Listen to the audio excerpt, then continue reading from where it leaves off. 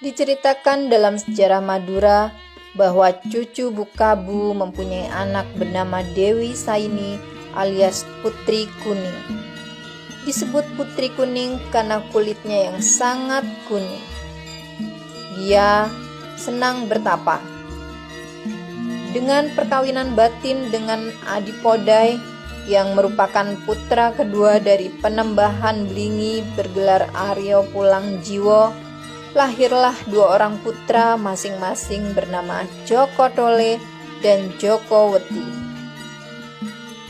Kedua putra tersebut ditinggalkan begitu saja di hutan. Putra pertama yang bernama Joko Tole diambil oleh seorang pandai besi bernama Empu Keleng di desa Pekandangan dalam keadaan sedang disusui oleh seekor kerbau putih. Sedangkan putra yang kedua, yaitu Joko Wedi, ditemukan di Pademawu juga oleh seorang empu. Kesenangan Joko Tole sejak kecil ialah membuat senjata-senjata seperti keris, pisau, dan perkakas pertanian. Bahannya cukup dari tanah liat, akan tetapi Joko Tole dapat merubahnya menjadi besi. Demikian menurut cerita. Pada usianya yang mencapai 6 tahun, bapak angkatnya mendapat panggilan dari Raja Majapahit yaitu Prabu Brawijaya VII untuk diminta bantuannya membuat pintu gerbang. Diceritakan selama 3 tahun keberangkatannya ke Majapahit, Empu Keleng belum juga ada kabarnya sehingga mengkhawatirkan Nyai Empu Keleng Pekandangan. Karena itu, Nyai menyuruh anaknya yaitu Joko Tole untuk menyusul dan membantu ayahnya. Dalam perjalanannya melewati pantai selatan Pulau Madura, ia berjumpa dengan seorang yang sudah tua di desa Jumijang yang tak lain adalah pamannya sendiri, saudara dari ayahnya yaitu Pangeran Adirasa yang sedang bertapa. Ia pun memanggil Joko Tole untuk menghampirinya, lalu Joko Tole pun menghampiri.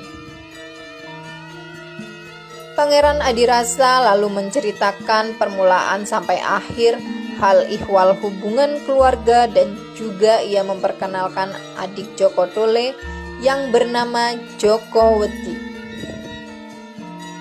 Selain itu, Joko Tole menerima nasihat-nasihat dari Adirasa dan ia juga diberinya bunga melati. Bunga melati itu disuruhnya untuk dimakan sampai habis yang nantinya dapat menolong bapak angkatnya itu yang mendapat kesusahan di Majapahit dalam pembuatan pintu gerbang. Pembuatan pintu gerbang itu harus mempergunakan alat pelekat.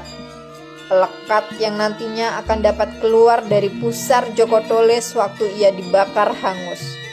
Oleh karena itu, nantinya ia harus minta bantuan orang lain untuk membakar dirinya dengan pengertian jika Joko Tole telah hangus terbakar menjadi arang pelekat yang keluar dari pusarnya supaya cepat-cepat diambil, dan jika sudah selesai supaya ia segera disiram dengan air supaya dapat hidup seperti sedia kala.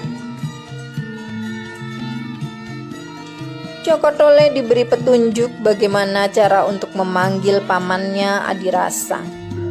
Apabila ia mendapat kesukaran, selain mendapat nasihat-nasihat itu, ia juga mendapat kuda hitam bersayap yang bernama Simega, sehingga kuda itu dapat terbang seperti burung Garuda, dan juga sebuah cemeti dari ayahnya sendiri, Adipodai. Setelah Joko Tole pamit untuk ke Majapahit, sesampainya di Gresik mendapat rintangan dari penjaga-penjaga pantai karena ia mendapat perintah untuk mencegat dan membawa dua saudara itu ke istana. Perintah raja itu berdasarkan mimpinya untuk mengambil menantu yang termuda di antara dua bersaudara itu. Dua bersaudara itu datanglah ke istana. Ketika dua orang bersaudara itu diterima oleh raja, diadakan ramah tamah dan diutarakan niatan raja menurut mimpinya. Karena itu, dengan ikhlas Joko Tole meninggalkan adiknya dan melanjutkan perjalanannya menuju Majapahit. Setelah mendapat izin dari ayahnya untuk menemui Raja Majapahit, ia lalu ditunjuk sebagai pembantu empu-empu.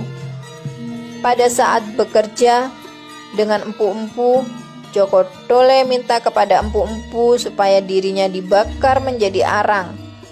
Apabila telah terbakar, supaya diambilnya apa yang dibakar dari pusarnya, dan itulah nanti yang dapat dijadikan sebagai alat pelekat.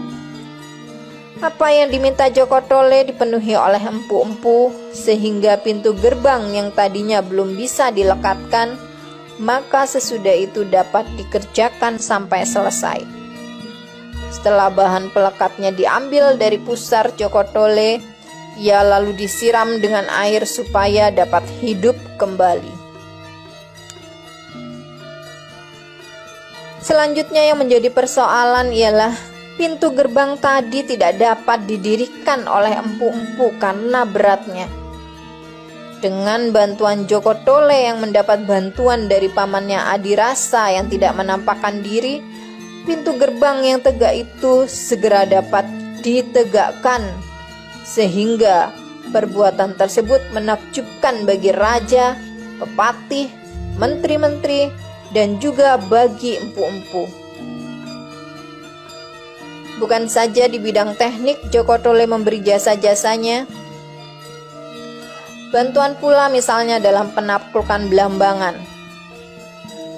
Atas jasa-jasanya itu, Raja Majapahit berkenan menganugerahkan putri mahkota yang bernama Dewi Mas Kumambang. Tetapi karena hasutan patihnya, maka keputusan untuk mengawinkan Joko Tole dengan putrinya ditarik kembali dan diganti dengan Dewi Ratnadi yang pada saat itu buta karena menderita penyakit cacat. Sebagai seorang kesatria, Joko Tole menerima saja keputusan rajanya. Setelah beberapa lama tinggal di Majapahit, Joko Tole minta izin untuk pulang ke Madura dan membawa istrinya yang buta itu. Dalam perjalanan kembali ke Sumenep, sesampainya di pantai Madura, istrinya minta izin untuk buang air. Karena di tempat itu tidak ada air, maka tongkat istrinya diambil oleh Joko Tole dan ditancapkan ke tanah yang kebetulan mengenai mata istrinya yang buta itu. Akibat dari percikan air itu, maka tiba-tiba Dewi Ratnadi dapat membuka matanya sehingga dapat melihat kembali. Karena itu, tempat itu kemudian dinamakan Socah, yang artinya mata. Di dalam perjalanannya ke Sumenep, banyaklah kedua suami istri itu menjumpai hal-hal yang menarik dan memberi kesan yang baik. Misalnya, sesampainya mereka di Sampang, Dewi Ratnadi ingin mencuci kainnya yang kotor karena ia menstruasi. Lalu kain yang dicucinya itu hanyut sehingga tidak ditemukan. Kain dalam tersebut oleh orang Madura disebut amben.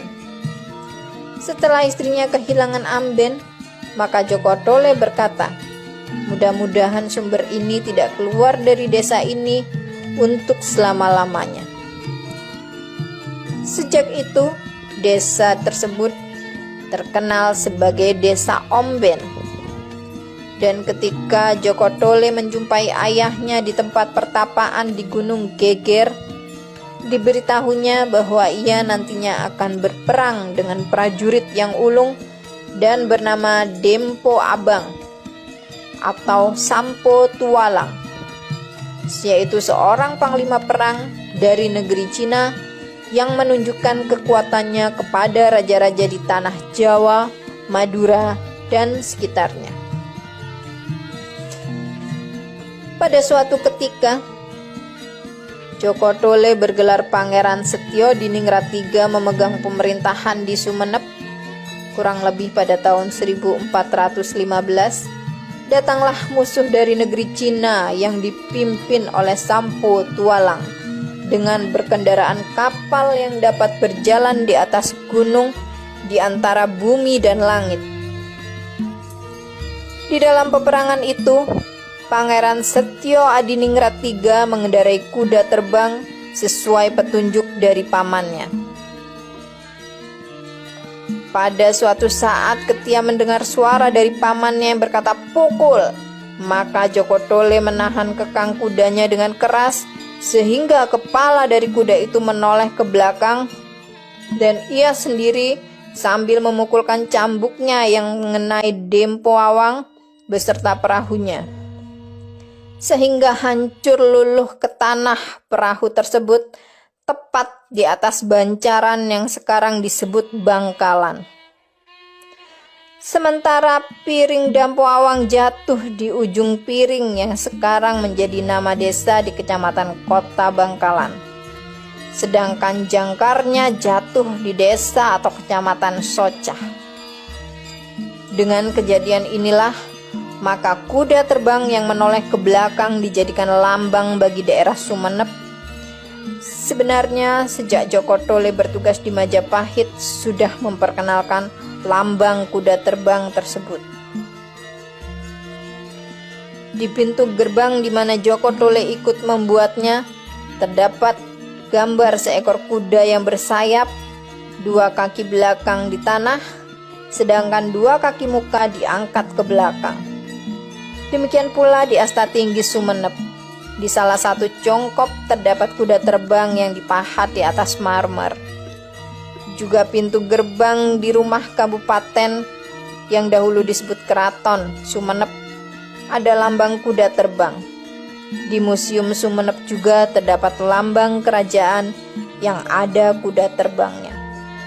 Karena itu, sudah sepantasnya lah jika pemerintahan kota Sumenep memakai lambang kuda terbang.